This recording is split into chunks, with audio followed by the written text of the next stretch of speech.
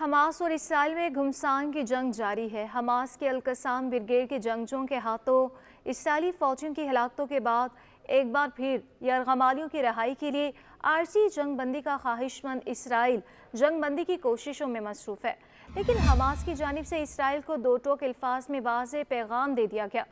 فلسطینی مزاحمتی تنظیم حماس نے ایک بار پھر اسرائیل اور ثالثوں پر واضح کیا ہے کہ اسرائیل کی جانب سے غزہ میں جاری نسل کشی روکنے تک قیدیوں کے تبادلے پر کوئی بات نہیں کریں گے۔ حماس نے کہا کہ فلسطین کا قومی فیصلہ ہے کہ اسرائیلی جارحیت مکمل ختم ہونے تک مذاکرات نہیں ہوں گے۔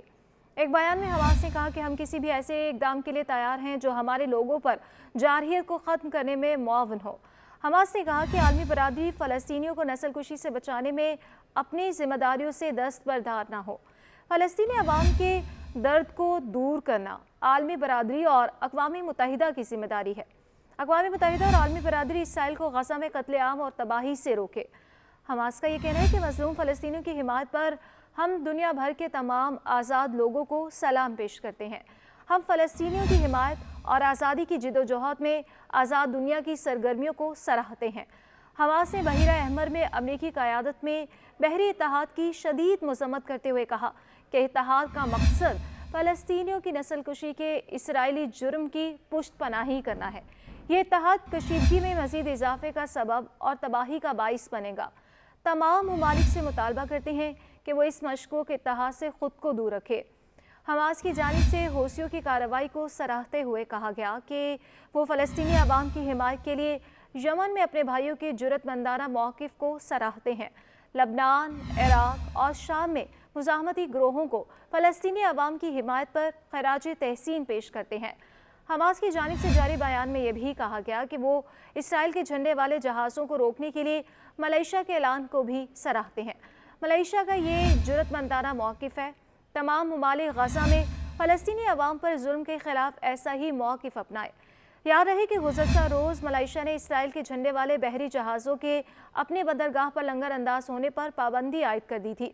غزہ پر حملے کے رد عمل میں ملائیشیا کے وزیر اعظم نے تمام اسرائیلی مال بردار بحری جہازوں کو اپنی بندرگاہ پر لنگر انداز ہونے سے روکتے ہوئے یہ کہا تھا کہ اسرائیل فلسطینیوں کے قتل عام اور بربریت کے ذریعے عالمی قوانین کی خلاف ورزی کا مرتکب ہو رہا ہے۔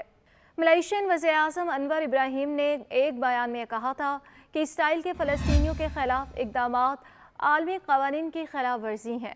اسرائیل جانے والے بحری جہازوں کو بھی فوری طور پر جنوب مشرقی ایشیائی ملک کی کسی بھی بندرگاہ پر سامان لوڈ کرنے سے روک دیا جائے گا، جبکہ یمن کے حوثی رہنما نے اسرائیل کی مدد کے لیے پہنچنے والے امریکی جنگی جہازوں پر حملے کرنے کی دھمکی دیتے ہوئے کہا تھا کہ اگر ایران کی حمایت یافتہ گروپ کو نشانہ بنایا تو بحیرہ احمر میں امریکہ کے جنگی جہازوں پر حملہ کریں گے۔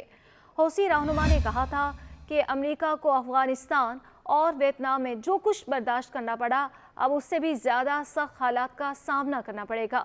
امریکیوں کو مزید کشیدگی پیدا کرنے یا ہمارے خلاف جنگ چھیڑنے کی حماقت کی ترغیب دی گئی تو ہم بھی خاموش نہیں رہیں گے۔ اور واضح رہے کہ یمن کے حوثی باغیوں نے گزشتہ ماہ سے بحیرہ احمر سے گزرنے والے اسرائیلی بحری جہازوں پر متعدد حملے کیے ہیں۔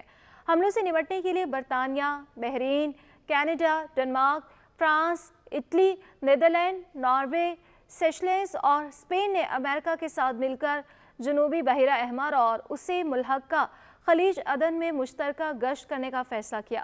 ادھر امریکی خفیہ ایجنسیوں نے تصدیق کی ہے کہ اسرائیلی جنگ سے حماس کے اثر و رسوخ میں مزید اضافہ ہوا اور حماس نے خود کو مسلم دنیا میں فلسطینی کاز کے محافظ کے طور پر کھڑا کر لیا۔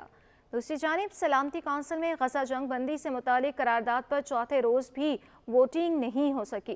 مسودے میں تبدیلی کرا کر امریکہ قرارداد پر رضامند ہو گیا، جبکہ فلسطین اور روس کا اس حوالے سے اختلاف سامنے آیا ہے۔ اسی حوالے سے کینیڈین وزیر اعظم نے کہا ہے کہ اسرائیلی اقدامات یہودی ریاست کی حمایت کو بھی خطرے میں ڈال رہے ہیں۔